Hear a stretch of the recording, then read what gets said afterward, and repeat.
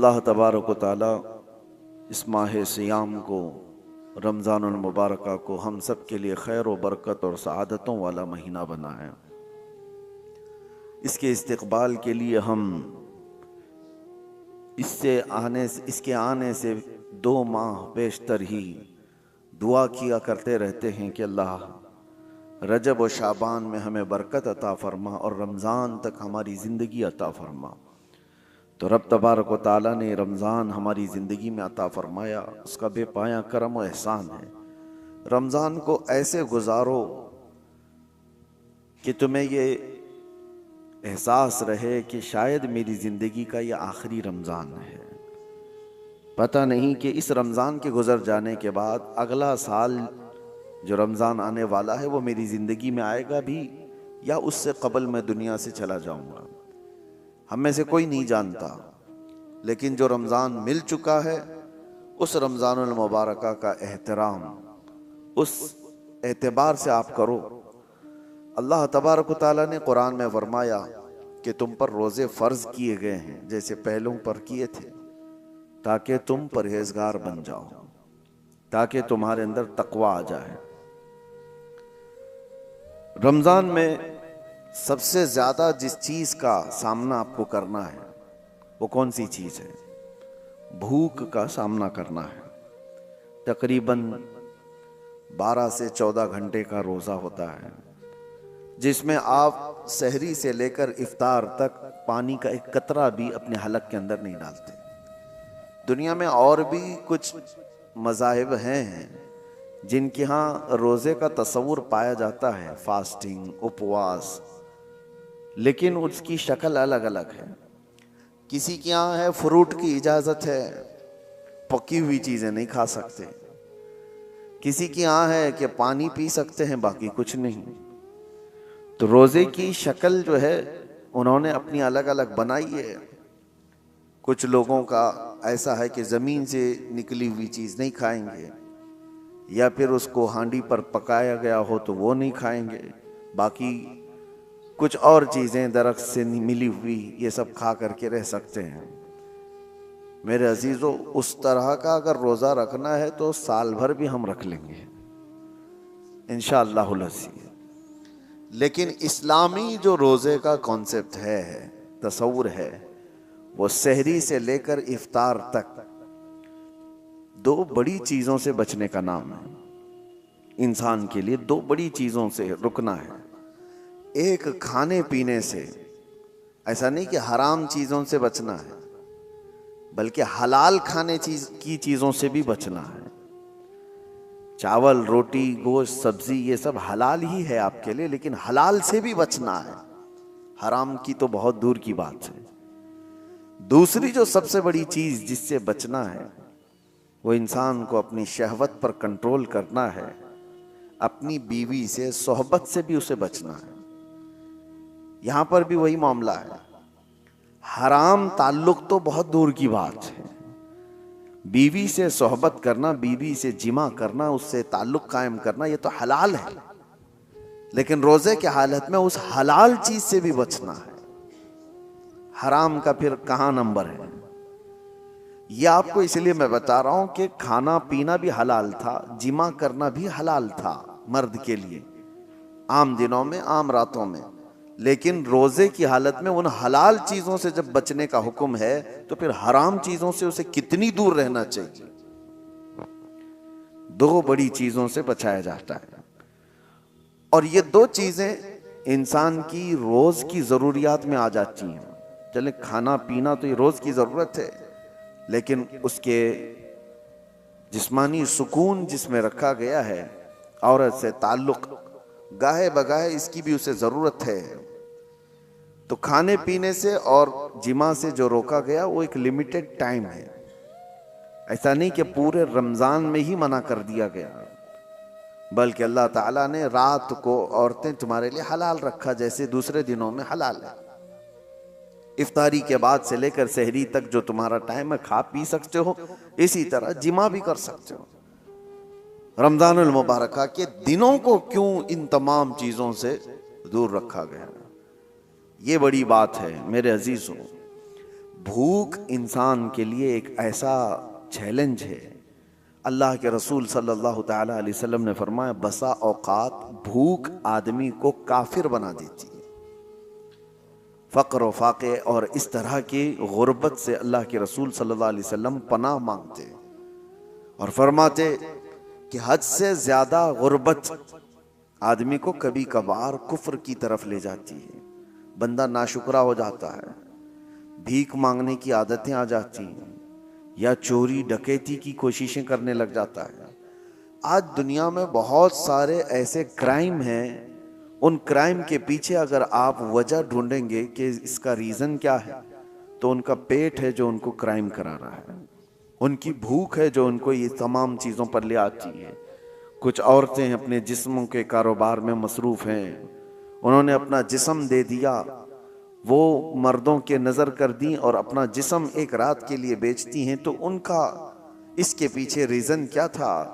तो अक्सर में तो ये समझ में आता है कि उनकी भूख, उनके पेट की ज़रूरत शहवत से करने वाले कम होंगे, लेकिन अक्सरियत जिन्होंने इस रास्ते को इख्तियार किया, घर की गुर्बत, चंद पैसे आ जाएं, घर संवर जाए, इन तमाम ख्वाहिशात ने उनको इस रास्ते पर लगा दिया। बहुत सारे चोर हैं, बहुत सारे डकैत हैं, उन्होंने चोरी का रास्ता इख्तियार क्यों किया? ये गुर्बत उनको वहाँ पर ले आई। और एक बार आदमी करने के बाद फिर मालदार हो भी जाए तो फिर वो अपनी पुरानी खसलत छोड़ता नहीं। मिसाल के तौर पर कुछ गुंडे, कुछ डाकू जो डकैत हैं और डाका जनी करते हैं, ऐसा नहीं कि वो गरीब ही रहते हैं, बहुत मालदार हो गए, वो डॉन कहलाने लग गए, करोड़ों की उनके पास जायदादें आ गई, लेकिन वो काम छोड़ते नहीं। वजह यह है कि भूख ने उनको शुरुआत करा दी थी, अब वो भूख उनकी मौत तक मिटती नहीं। भूख की वजह से वो आया था, पेट की भूख, उसको मिटाने के लिए छोटी मोटी चोरियां किया, लेकिन जिस रास्ते को उसने इख्तियार किया कि भूख को खत्म करूं, वो रास्ता ऐसा है कि मौत तक उसकी भूख का वो इलाज नहीं दे सकता। चाहे उसके पास अरबों की जायदाद आ जाए, भूख मिटती नहीं। यही तवाइफ के साथ भी है। वो चंद दिन करके ऐसा नहीं होता कि वो छोड़ दे, उसका बुढ़ापा आ जाए, जिस्म लटक जाए, मगर वो उस कारोबार में जमी रही। वजह यह है कि इस रास्ते पर उसको लाया कौन था? उसकी भूख, उसकी लालच। शुरू में ये सोच करके आई कि चंद दिन मालदारों को राजी कर दें तो मेरा घर संवर जाएगा, मुझे भी कुछ पैसे मिल जाएंगे। तो इस रास्ते को इख्तियार किया तो फिर ये रास्ता उसे मौत तक छोड़ता नहीं, उसकी भूख मिटती नहीं। कल देखा जाएगा, अगली बार देखा जाएगा, ये करते करते उसकी मौत आ जाती है। इसलिए मेरे अजीजों, जिन्होंने भूख पर कंट्रोल नहीं रखा, उनको बहुत खतरनाक रास्तों पर जाते हुए लोगों ने देखा है। और रमजानुल मुबारक इसी रिहर्सल के लिए तुम्हें लाया जाता है। जिंदगी में कभी भूखा रहने की नौबत आ गई तो तुम एक महीना ऐसी प्रैक्टिस कर लो, इतना अल्लाह ताला की तरफ से दिया हुआ भूख को बर्दाश्त करने की ताकत पैदा करो। देखो आज रमजान में आप भी भूखे हैं, सुबह से लेकर शाम तक, एक दिन नहीं, 2 दिन नहीं, 3 दिन नहीं, 25 दिन तक, 30 दिन तक भी भूखे रहते हैं दिन में। लेकिन क्या बताओ मुझे, रमजान की ये भूख तुम्हें अय्याशियों की तरफ ले जाती है? क्या ये भूख से बेकाबू होकर तुम भी गलत रास्ते को इख्तियार कर लेते हो? हत्ता के इस रमजान में हम पहले जो छोटे मोटे गुनाह करते थे उससे भी दूर हो जाते हैं, बच जाते हैं। वजह यह है कि ये भूख अल्लाह की तरफ से दी गई है और तुम्हें सही करने के लिए, यही कुरान की आयत कहती है, लअल्लकुम तत्तकून, इसलिए तुमको रोजा रखवाया जा रहा है ताकि तुम परहेजगार बन जाओ, ताकि तुम मुत्तकी बन जाओ। और आज दुनिया के पास ये इलाज नहीं है। और एक बात मैं आपको बता दूं, एक बहुत बड़ी बात तारीख की है, बड़े दानिश्वरों ने कहा, किसी भी इंसान को भूखा देखकर हमें एहसास क्या होता है? उसकी भूख को मिटा दिया जाए, उसकी भूख को खत्म किया जाए, सवाब भी है। अब मिसाल के तौर पर किसी के यहाँ खाना पीना ही नहीं है, आपके अंदर एहसास जागता है उसकी मदद करनी चाहिए। ठीक है, आपने मदद किया, कुछ मालदारों ने मदद किया, लेकिन ये भूखों को खिला करके कब तक आप इसका इलाज करेंगे? उनकी भूख खत्म कब होगी? दुनिया से भूख और भीख दोनों बंद ही नहीं होती। हम उनके इलाज के लिए पैसा भी दे रहे हैं, उनकी मदद भी कर रहे हैं, उनको स्टेबल करने की कोशिश कर रहे हैं, लेकिन वो भूख खत्म क्यों नहीं होती? और कब तक हम ये करते जाएंगे? भूखों को खिलाना बहुत बड़ा सवाब है, लेकिन ये भूख का इलाज मुमकिन कब होगा? मेरे अजीजों, आप देते रहेंगे, उसको दोबारा भूख लगती रहेगी। दोपहर का खाना आपने खिला दिया, इंसान की तबीयत ऐसी है कि दोपहर में आप उसको मछली, गोश्त, हर चीज बुनी हुई सब कुछ दे दें, पेट फुल हो जाए, भर जाए, ये ज्यादा देर तक नहीं, रात को वापस उसे भूख लगेगी। उसकी बॉडी फिर तलब करती है। चलो आज दिन भर का आपने खिला दिया, कल का क्या होगा? कल फिर उसे भूख लगेगी। तो इंसान को रोज भूख लगती है, हर वक्त पे भूख लग रही है। तो उस भूख को हर वक्त पे आप मुकम्मल करते जाओ, करते जाओ, कब तक करोगे? यही रमजान का फलसफा मैं आपको बताना चाहता हूं। सिर्फ भूखों को खिला करके उनके पेट का इलाज कर देना, चलिए यह हमको हुक्म दिया गया, हम कर रहे हैं, लेकिन अल्लाह ने कुरान जो उतारा है वो सिर्फ मुसलमानों के लिए नहीं, पूरी कायनात के लिए। सारे इंसान अगर इस आयत पर अमल करें, अल्लाह ने फरमाया हमने तुम पर रमजान के रोजे फर्ज किए इसलिए कि तुम परहेजगार बन जाओ। उन भूखों को अगर ये पता चल जाए कि हमें भूख का इलाज भीख मांग करके नहीं, खुद के कंट्रोलिंग से करना होगा, तो फिर देखें उनका हाथ दुनिया की तरफ नहीं आएगा। भूख बर्दाश्त करने की ताकत आ गई तो हमने तारीख में देखा है 60 साल 70 साल तक हमारे ऐसे बुजुर्गों को जिन्होंने सत्तू के जरिए से, सत्तू गेहूं का एक आटा, और उसको पानी में भिगो कर थोड़ा गुड़ डालकर इस पर गुजारा करते हुए 70 साल गुजार दिए। कभी कोई ग़िज़ा नहीं खाई। क्यों? भूख पर कंट्रोल था, भीख मांग करके नहीं। ये इस्लामी इलाज था। सारे इंसान भूखों को नहीं खिला सकते तो क्या करें? अभी मिसाल के तौर पर मैं आपको उभारता जाऊं कि गरीबों का ख्याल करो, मिस्कीनों का ख्याल करो, करना भी चाहिए। भूखों का ख्याल करो, आपको दूसरों की भूख का एहसास हो, आप उठेंगे। लेकिन क्या दुनिया में मौजूद सारे भूखों का इलाज आप कर लेंगे? और कब तक करेंगे?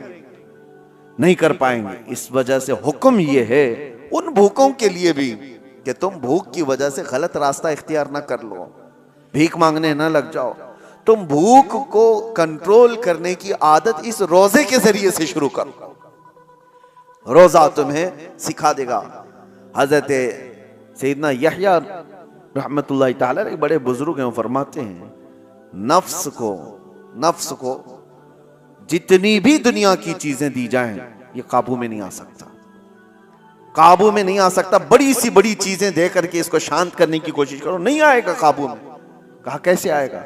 कहा सिर्फ और सिर्फ भूख के जरिए से तुम्हारे काबू में आएगा। भूखा रखो नफ्स को। एक जवान आए हुजूर की बारगाह में, कहा या रसूल अल्लाह सल्लल्लाहु अलैहि वसल्लम, शादी की उम्र हो गई लेकिन करने की ताकत नहीं, इस्तिताअत नहीं, जराया नहीं, असबाब नहीं है, क्या करूं? अल्लाह के नबी सल्लल्लाहु अलैहि वसल्लम ने फरमाया जब तक शादी ना हो जाए रोजा रखो। अपनी शहवत को कंट्रोल में रखने के लिए हुजूर ने क्या फरमाया? रोजा रखो। तुम रोजे के जरिए से अपने नफ्स को काबू में रख सकते हो। नौजवानों को आज भड़कता हुआ जो नफ्स है गुनाहों की तरफ उभारता है, जितना ये खाते जाएंगे उतनी शहवत बढ़ती चली जाती है। इसीलिए कहा गया रोजा एक ढाल है और रोजा एक ऐसी दवा है जो इंसान के नफ्स को, जो भड़कता हुआ बेकाबू होता है, उसको काबू में ले आता है। इसीलिए मैं आपको बताऊं, अल्लाह के नबी सल्लल्लाहु ताला अलैहि वसल्लम ने दो चीजों का हुक्म दिया। एक तो मिस्कीनों और गरीबों को खिलाने पिलाने का हुक्म तो है ही इस्लाम में, खैरात करो, उनको दो। लेकिन दूसरा हुक्म सहाबा को भूखा रख करके उनको कंट्रोल करना सिखाया है। एक सहाबी हजरत अबू हुरैरा रदी अल्लाह ताला फरमाते हैं कि एक दिन मुझे शिद्दत की भूख लगी। मैं घर से निकला कि रसूल पाक सल्लल्लाहु ताला अलैहि वसल्लम के बारगाह में जाकर के अर्ज करूं कि आका खाने के लिए भूख बहुत ज्यादा लगी है। तो मैं जैसे ही बाहर आया तो हुजूर अपने हुजरे से निकल रहे थे।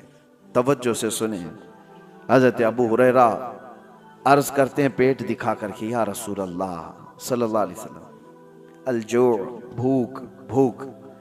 नबी पाक सल्लल्लाहु ताला अलैहि वसल्लम ने मुस्कुराया और अपना जुब्बा उठाकर दिखाया, 2 बड़े पत्थर हुजूर के पेट पे बंधे हुए थे।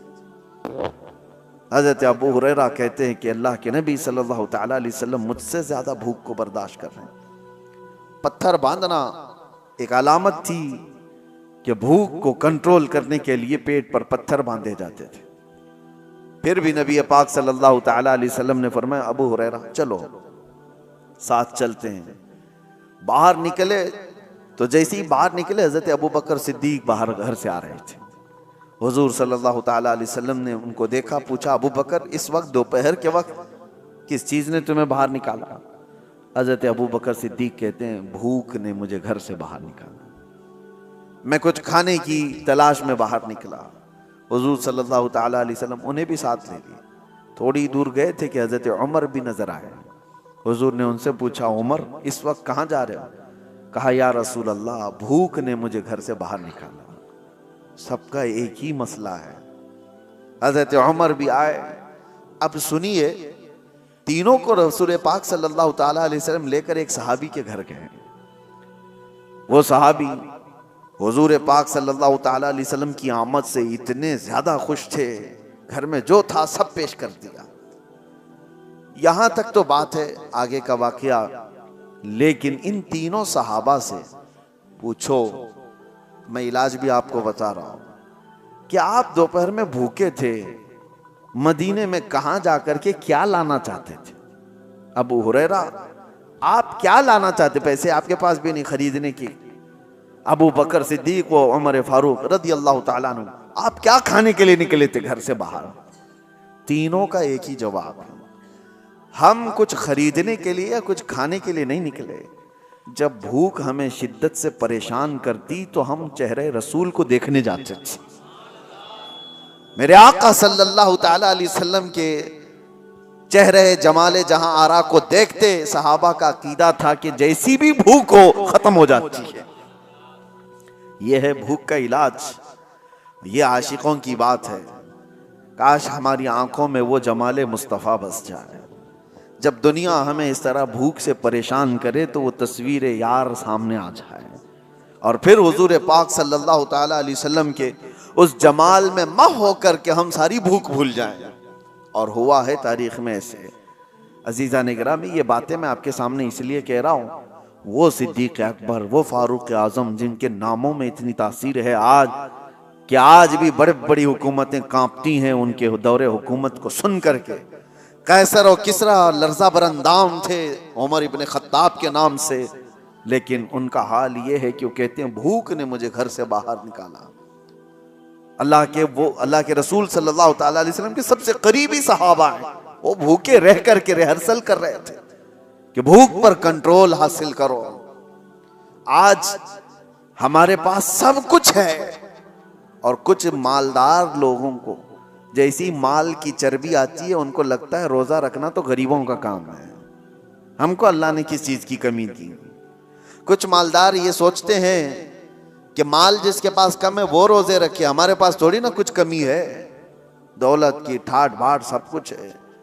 अगर तुम दौलत को कंपेयर करना चाहो तो उस्मान गनी के कदम तक भी नहीं पहुंच सकते, लेकिन उन्होंने भी भूखा। ये रमजान की बात नहीं कर रहा हूं जो सहाबा की, आम दिनों की बात कर रहा हूं, आम दिनों की बात।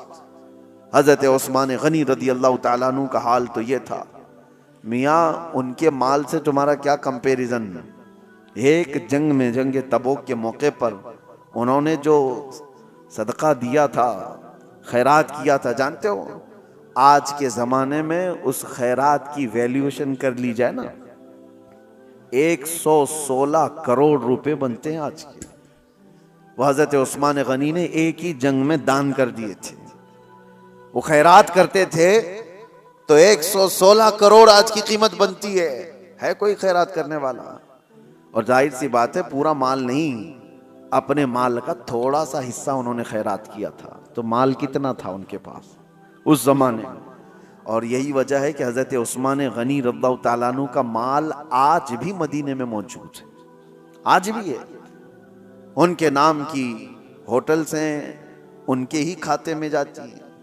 मदीने तैयबा की म्यूनिसिपैलिटी का खर्चा हजरत उस्मान गनी के माल से पूरा किया जाता है। आज उनका माल खत्म नहीं हुआ, आज भी मौजूद है वक्फे उस्मान।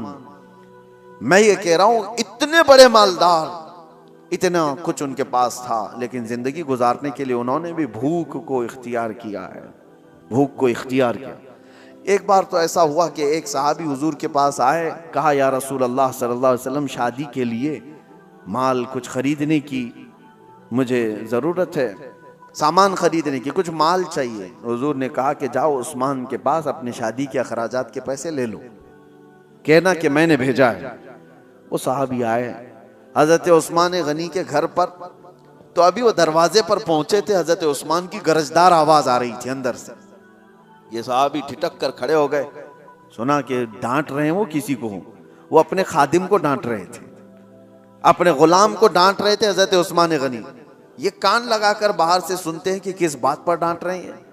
तो देखा कि खादिम को, गुलाम को इस बात पर डांट रहे हैं कि चिराग में उसने बत्ती थोड़ी ज्यादा कर दी थी, तेल ज्यादा जल रहा था, बत्ती को थोड़ा सा लंबा कर दिया था तो तेल ज्यादा जल रहा था। उस्मान गनी इस बात पर खादिम को खूब डांट रहे हैं। तो ये सहाबी बाहर से सुनते हैं और वापस चले जाते हैं। जो अपने घर में चिराग के तेल जलने पर गुस्सा करता हो, मेरी शादी का खर्चा कहां से देगा, वापस चले गए। दूसरे दिन आए, वही वक्त था, आज फिर गरजदार आवाज आ रही थी अंदर से। इन्होंने सुना आज फिर किसी को डांट रहे हैं, आज फिर खादिम को डांट रहे थे। किस बात पर? इस बात पर कि दाल में नमक ज्यादा किया हुआ है, ज्यादा नहीं, टेस्टी बनाया हुआ है।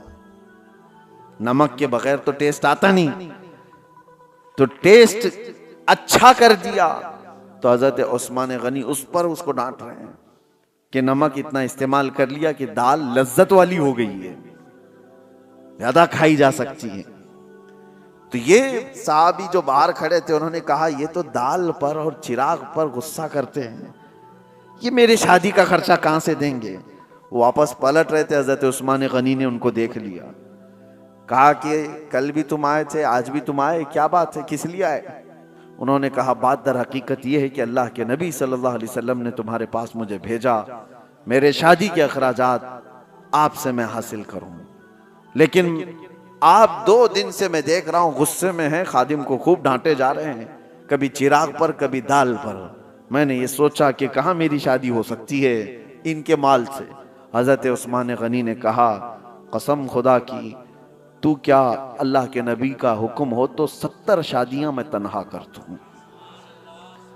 लोगों के मदद के लिए मेरा माल खुला हुआ है, लेकिन जो तुमने देखा मेरे घर में वो मेरे अपने जरूरत के लिए चीजें थी। खादिम ने चिराग को, बत्ती को ज्यादा किया, तेल ज्यादा जलता गया, नमक इतना डाल दिया कि दाल ज्यादा खाई जा रही। इस बात पर मैंने गुस्सा इसलिए किया कि कल क़यामत के दिन रब्बे जुल जलाल अगर हिसाब ले ले, क्या उस्मान तुझे इतनी ही रोशनी की जरूरत थी, तूने इतना ज्यादा क्यों जलाया? अगर रब तबारक व तआला हिसाब ले ले कि तूने दाल जितने पर तेरा गुजर हो सकता था उससे ज्यादा खाया क्यों, इसकी लज्जत बढ़ गई तेरी, तो मैं क्या जवाब दूंगा?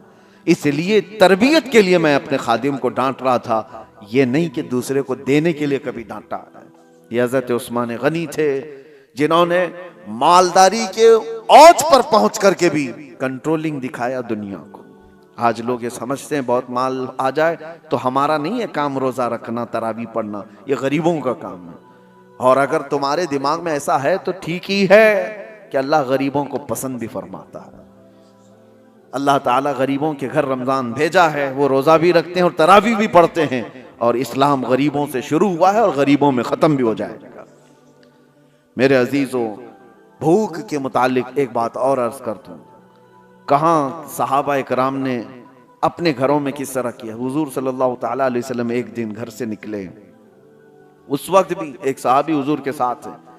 कहते हैं कि रसूल पाक सल्लल्लाहु ताला अलैहि वसल्लम हजरत फातिमा के घर गए। हजरत फातिमा उस वक्त घर में अकेली बच्चों के साथ, देखा कि आवाज नहीं निकल रही है बच्चों की। हजरत फातिमा रदी अल्लाह ताला नहीं, मैं ये बात बाद में अर्ज करता हूँ। हुजूर पाक सल्लल्लाहु ताला अलैहि वसल्लम की एक दावत हुई हजरत अबू अय्यूब के घर। हुजूर पाक सल्लल्लाहु तआला अलैहि वसल्लम जैसे ही पहुंचे, उन्होंने एक बकरी का बच्चा ज़बह किया और आपकी दावत कर दी। सहाबा जो साथ में थे, 2 सहाबा, हुजूर सल्लल्लाहु तआला अलैहि वसल्लम खाने के लिए बैठे तो हज़रत अबू हुरैरा कहते हैं खाने की खुशबू इतनी थी कि जल्दी से जल्दी लपकने का दिल कर रहा था, हाथ लगा दूं। जाहिर सी बात है, जो बंदा 3 दिन से भूखा है वो खाने के दस्तरखान पर हाथ रखना ही चाह रहे थे। रसूल पाक सल्लल्लाहु तआला अलैहि वसल्लम ने कहा घर वालों से कि एक कटोरी और हो तो दे दो। सालन दस्तरखान पर रखा है, एक खाली कटोरी मंगवाई और उसमें सालन आधा किया और उसके बाद जो बात कहते हैं मेरे आका, अल्लाहु अकबर। एक सहाबी हजरत अबू हुरैरा वो कहते हैं कि हुजूर ने ये दिया और कहा जाओ फातिमा के घर देकर के आओ, पिछले 8 दिन से उनके यहाँ फाका चल रहा है। 8 दिन हो गए हैं उनके यहाँ फाका चल रहा है, उनके बच्चे और उनका। ये किस घराने की बात कर रहा हूं? क्या वो घराना मोहताज था? वो घराना कोई मोहताज घराना है? पूरी दुनिया जिनके नाम का सदका खा रही है आज।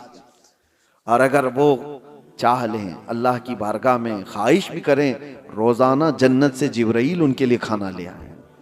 लेकिन वो घराना ऐसा था, भूख पर कंट्रोल करना सिखाया गया, भूख पर कंट्रोल करना सिखाया गया। यही तो बात है कि हसनैन करीमैन की शुजाअत को पूरी दुनिया मानती है कि इमाम हुसैन को करबला में 3 दिन भूखा और प्यासा रखकर झुकाने की कोशिश की गई थी। उनके बच्चों को, उनके खानदान को पानी बंद किया गया, खाना बंद किया गया। क्या झुका इमाम हुसैन का सर? पूरी दुनिया ने देखा। यजीद के सामने झुकना तो दूर की बात है, हाथ भी आगे बढ़ाने को तैयार नहीं हुए। वजह क्या थी? तुम आज भूख से हुसैन को आजमा रहे हो, इनकी मां तो बचपन में भूख की तरबियत दे चुकी थी। बचपन में इनको भूख की तरबियत दी गई है, भूखा रहने की आदत दी गई है। अरे रोजे इनके घर के हैं, यहां पर फाका इनके घर का है। यही तो बात है कि आज अपने बच्चों को अगर आप भूख को बर्दाश्त करने की तरबियत दे दो, इंशाअल्लाह मेरा ये कहना है कि कभी तुम्हारा बच्चा हराम रोजी की तरफ नहीं जाएगा। वो कभी ऐसा नहीं होगा कि अपने लज्जतों के लिए कुछ भी खा लेगा। हमारे घर में रोज खाना बनता है, ठीक है, कभी कभार ना बनाओ। मैं खुद मेरे वालिद गिरामी को देखता, किसी दिन पूरा का पूरा ऑफ, कुछ भी नहीं, वो मुरमुरे होते थे। हमारी माँ से कहा जाता बच्चों को आज यही खिलाओ। हर दिन लज्जत वाली चीजें खाने की जो बच्चों को आदत हो जाती है, माँ आज बिरयानी, माँ रात को सालन, माँ आज ये चाहिए, माँ वो चाहिए। बच्चों की ख्वाहिशात पर तो हम उतावले रहते हैं, बेटा क्या चाहिए अभी। और अब तो जमाना पिज्जे बर्गर का आ गया, इधर ख्वाहिश किया कि उधर घर में आ गई चीजें। तो बच्चों को इस कदर हम लज्जतों के साथ हावी कर चुके हैं उनके खानों की ख्वाहिशात को कि वो अब बच नहीं पाते। और एक दिन अगर उनको हल्की ग़िज़ाएं कहो कि कभी दाल चावल खा लो, कितने घरों से हमें ये बात आती है, उनकी माएँ या उनके घर वाले कहते हैं, घर में किसी दिन सब्जी पकाई जाए तो ये बच्चे घर से ही भाग जाते हैं, कहते हैं आज खाना नहीं है। क्या बना है घर में? कुछ खाना थोड़ी है, बाहर जाएंगे, चाइनीज खाना है। कोई दिन ऐसा आता है, कोई दिन ऐसा आता है कि रोज लज्जत वाली चीजें खा रहे हैं, आज दाल चख लेंगे। कोई दिन ऐसा आता है कि आज अपने नफ्स को मारने के लिए करेला चख लेंगे, जो ख्वाहिश होती ही नहीं जिसकी खाने की, चख लेंगे। मेरे अजीजों, ये भूख को अगर तुमने कंट्रोल नहीं किया तो ये ऐसा घोड़ा है जो कहीं रुकता नहीं। नफसानी ख्वाहिशात, इसको लगाम देना पड़ता है। हजरत सैयदना ईसा अलैहिस्सलाम नमाज में खड़े थे, कमजोरी थी, तो कहते हैं कि शैतान उनके पास आया और नफ्स के रास्ते से उनसे कहा, आप बड़े कमजोर हैं, थोड़ा खा लेंगे तो इबादत में खड़े हो जाएंगे। आप नसीहत कर रहा है, इबादत आपकी अच्छी हो जाएगी, आप थोड़ा खा लेंगे, कुछ खाना पानी पेश कर लो। सैयदना ईसा अलैहिस्सलाम जलाल में और कहा, यकीनन भूख तो लगी है, प्यास तो लगी है, लेकिन तुझ जैसा शैतान और ये कहे कि खा ले इबादत में ताकत आ जाएगी, ये समझ से बाहर है, समझ से बाहर है। हजरत ईसा अलैहिस्सलाम ने उसी वक्त कहा, मैं मर जाऊंगा लेकिन तेरी पेशकश को कबूल नहीं करूंगा, तेरी तरफ से जो भूख मिटाने की बात की जा रही है। और उसी वक्त ईसा अलैहिस्सलाम ने यह फरमाया कि मुझे पता है कि शैतान अगर सबसे ज्यादा बिलकता है, तड़पता है तो इंसान की भूख से, कि ये भूखा रहेगा तो मेरा वार इस पर नहीं हो पाएगा।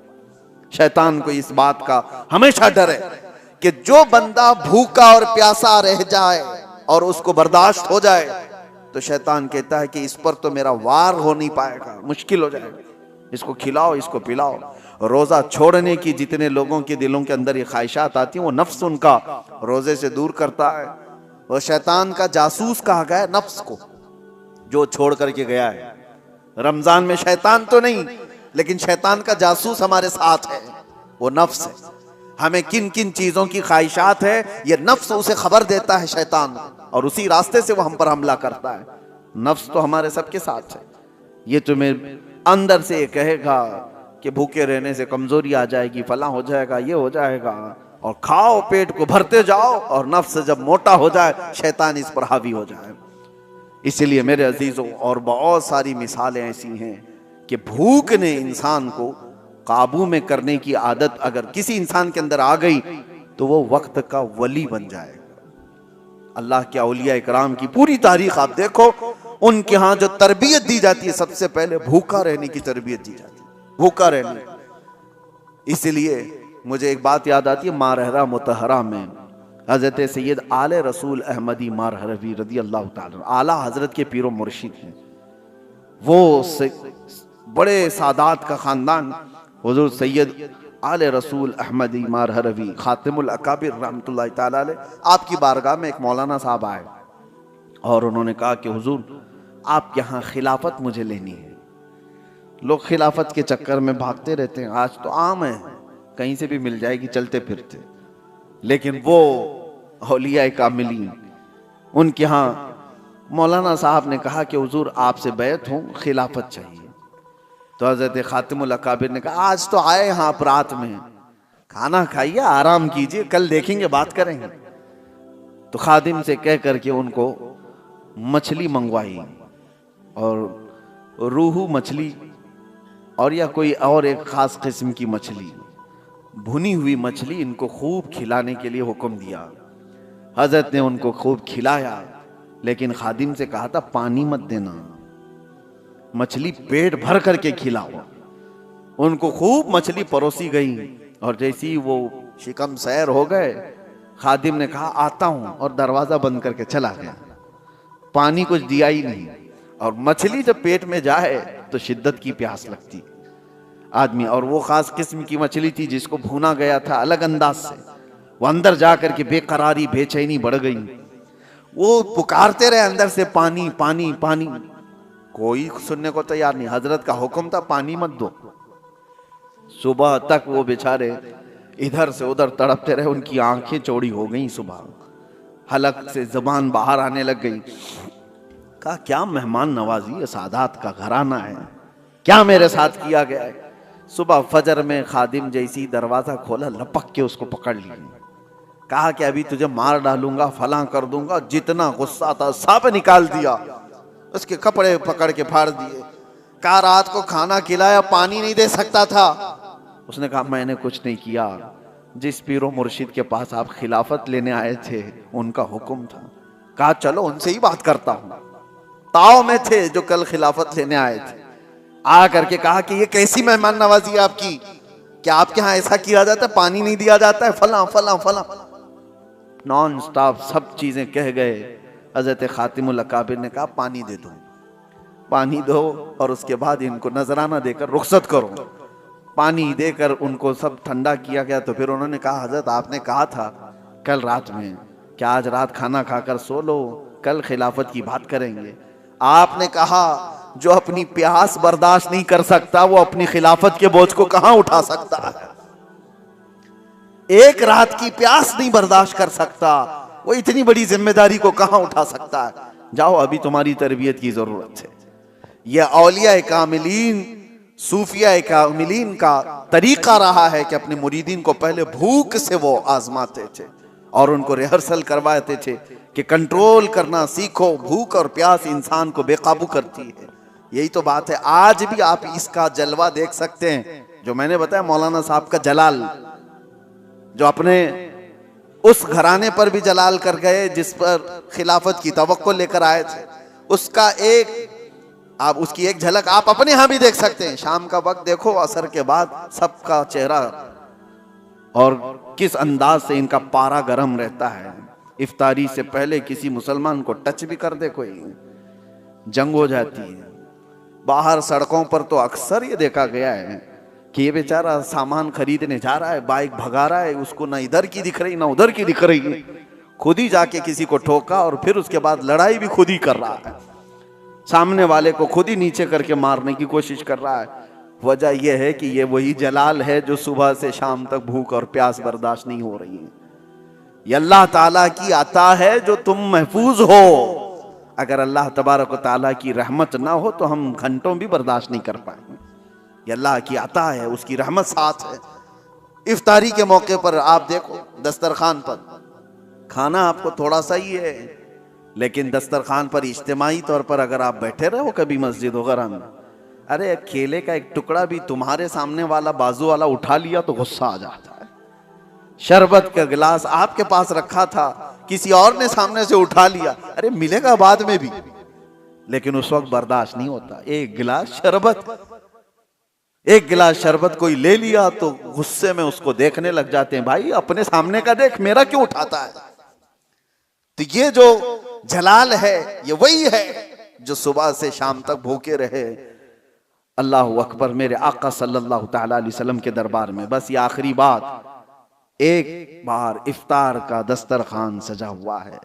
हुजूर पाक सल्लल्लाहु अलैहि वसल्लम हजरत आयशा से कहते हैं, आयशा हुजरे में थी, देखो बाहर कोई मुसाफिर तो बाकी नहीं रह गया, हमारे दस्तरखान पर आ जाए।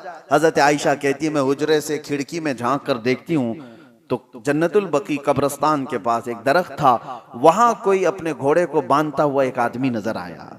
हुजूर से वो अर्ज करती हैं कि आका एक मुसाफिर दिखता है कहीं दूर से आया हुआ। हुजूर ने अपने सहाबा को भेजा, जाओ जो आया है उसको ले आओ दस्तरखान पर। तो साहबी गए और उनसे पूछते हैं, कहां से आए हो? बड़ा लंबा सफर तय करके कोई आया हुआ था और उसने पूछा कहां का इरादा है? तो आने वाले मुसाफिर ने कहा, मैं मोहम्मद सल्लल्लाहु अलैहि वसल्लम को देखने आया हूं। कहा चलो वो तुम्हारे इंतजार में। उसे मालूम भी नहीं था। दस्तरखान पर सब बैठे, वो दस्तरखान पर आकर बैठ गए। एक ही दूध का प्याला था और 70 सहाबा बैठे हुए। एक दूध का प्याला। कभी तादाद सहाबा की जो असहाबे सुफ़ा हुजूर के साथ, नबी पाक सल्लल्लाहु ताला अलैहि वसल्लम दस्तरखान पर बैठे, सबसे पहले वो नए आए हुए अजनबी मुसाफिर को हुजूर ने प्याला पेश किया। उसने उठाया और पूरा ही पी गया। अब जाहिर सी बात है, रोजे का वक्त है, जलाल कैसा होना चाहिए कि हमारे लिए थोड़ी सी तो चीज छोड़ता। किसी एक की भी माथे पर कोई शिकन नहीं, बल्कि मेरे आका ने उसको पूरा शिकन सैर होकर पीते हुए देखा तो मुस्कुराया और कहा, अल्लाह तुझे सैराब करते। ये नहीं कि अब हम क्या करेंगे। एक खजूर ली, खुद हुजूर पाक सल्लल्लाहु ताला अलैहि वसल्लम आधा चबाए और उसके बाद सहाबा को दिया। इसी पर इफ्तार हो गई। किसी ने आने वाले मुसाफिर से नहीं कहा कि सबका तू खा गया। यही तो बात है कि आका के बारे में कहा गया है, आता है फकीरों पे उन्हें प्यार कुछ ऐसा, खुद भीख दे और खुद कहे मंगते का भला हो। वो दरबारे रिसालत में ये सब्र सिखाया गया था सहाबा को कि भूख और प्यास जितनी भी हो, लेकिन दूसरे की अगर जरूरत है तो तुम्हारी माथे पे शिकन ना है, पहले उसकी जरूरत पूरी हो जाए। अल्लाह करीम इस रमजानुल मुबारक के रोज़ों से हमें हिदायत की तौफीक अता फरमाए। मौला करीम हमारे नफ्स को कंट्रोल की तौफीक हमें अता करे और अल्लाह ताला अपने वादे के मुताबिक हमें इस माह मुबारक में परहेजगारी अता फरमाए, तकवा अता फरमाए और रसूल करीम सल्लल्लाहु ताला अलैहि वसल्लम की बारगाह का कुर्ब हमें नसीब फरमाए। व आखिरु दावाना अनिल हम्दुलिल्लाहि रब्बिल आलमीन। अस्सलामु अलैकुम।